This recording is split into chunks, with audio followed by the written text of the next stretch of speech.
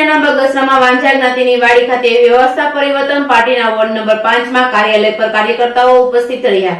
બગસરા નગરપાલિકાની આગામી 28મી ફેબ્રુઆરીએ ચૂંટણી યોજાય છે। તેવા સમયે કોંગ્રેસ ભાજપ સાથે આ વખત વ્યવસ્થા પરિવર્તન પાર્ટીએ પણ પોતાના ઉમેદવારોને ચૂંટણી જંગમાં ઉતારેલ છે। નગરપાલિકાના વોર્ડ નંબર 5 ના ઉમેદવારોને જંગી બહુમતીથી વિજેતા થાય તે અન્વયે કાર્યાલયનું ઉદ્ઘાટન વ્યવસ્થા પરિવર્તન પાર્ટીના જિલ્લા પ્રમુખ ભૂપતભાઈ ઉનાવાની ઉપસ્થિતિમાં કર્યું હતું। વાંઝા જ્ઞાતિવાડી ખાતે વ્યવસ્થા પરિવર્તન પાર્ટીના તમામ ઉમેદવારો વિજેતા થાય તેવા અર્થે સભા સંબોધી અને કાર્યાલયને ખુલ્લું મૂકવામાં આવ્યું। આ તકે બગસરા શહેરમાંથી લોકો પણ બહોળી સંખ્યામાં ઉપસ્થિત રહ્યા। વ્યવસ્થા પરિવર્તન પાર્ટીના જિલ્લા પ્રમુખ ભૂપતભાઈ ઉનાવાએ પણ શહેરના લોકોને હવે નગરપાલિકાને પરિવર્તન લાવવાની જરૂર છે તે જણાવ્યું હતું।